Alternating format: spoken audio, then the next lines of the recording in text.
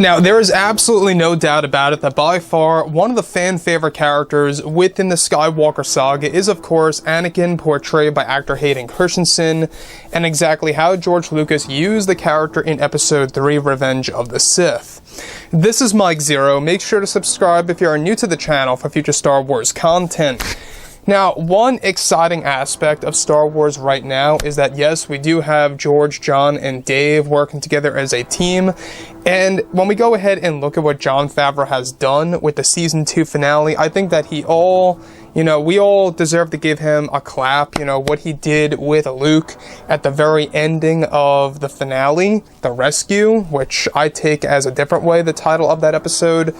It was literally the rescue of the Star Wars franchise by Luke, and Luke Skywalker literally saved the franchise all because of Jon, Dave, and George, as well as Peyton. We cannot forget about Peyton for directing that episode and doing a fantastic job, so let's give a lot of credit to him as well.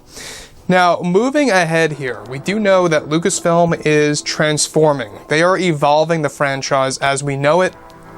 A lot of work is being poured in to over a dozen Star Wars projects. Let that sink in for a moment. Over a dozen Star Wars projects in the works, all of which being TV shows for Disney Plus right now.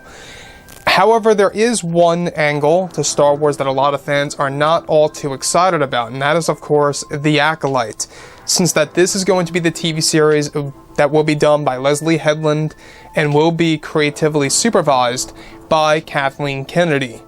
Now, The Acolyte, in case you guys did not know, takes place within the High Republic era and serves as a mystery thriller. Now, given that The Mandalorian Season 2 is now over, Disney and Lucasfilm are focused on their Star Wars projects for their new universe moving ahead. However, it's described that Kathleen Kennedy is actively working on the Acolyte series with Leslye Headland, and that Kathleen Kennedy has a plan to end and destroy the concept of the Chosen One prophecy that was created by George Lucas in the prequel trilogy movies.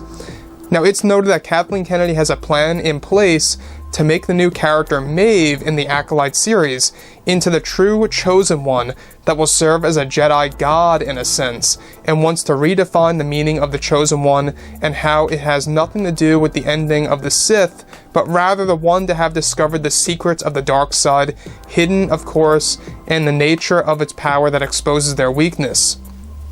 Now, this character, Maeve, is set to be portrayed by actress Brie Larson in the show that will serve as the new Chosen One in the Acolyte series for Disney+. So let's stop right here for a second. The thing about this entire stance by Kathleen Kennedy, I really do not agree with it at all. Obviously, am I too worried about this? Not at all, because George Lucas, Jon Favreau, Dave Filoni, they can easily just undo all of this in a heartbeat.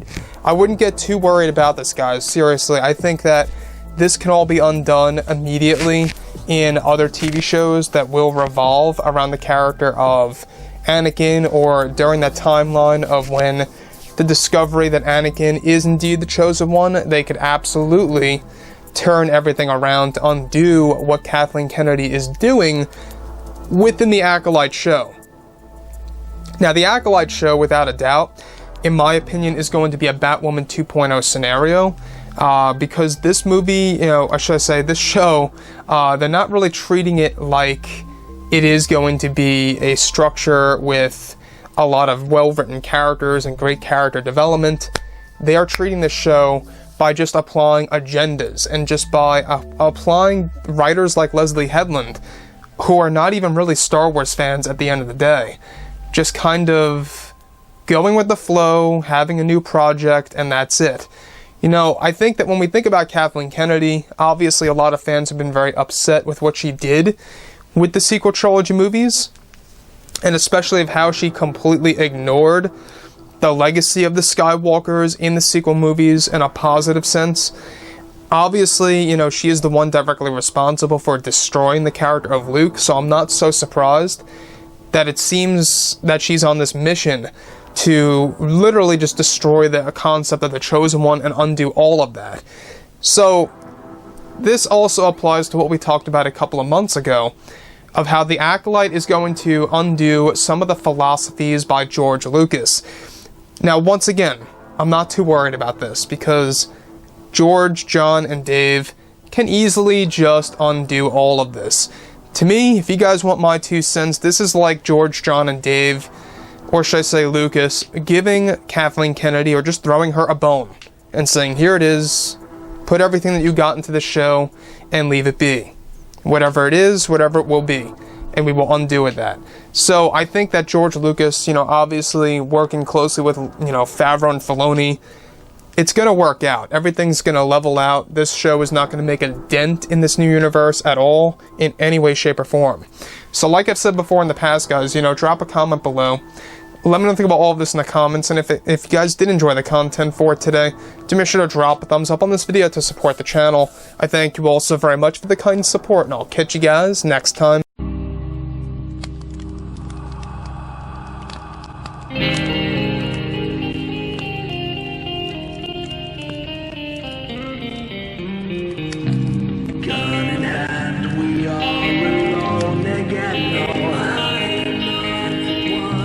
Night to moon, we hear them moans again.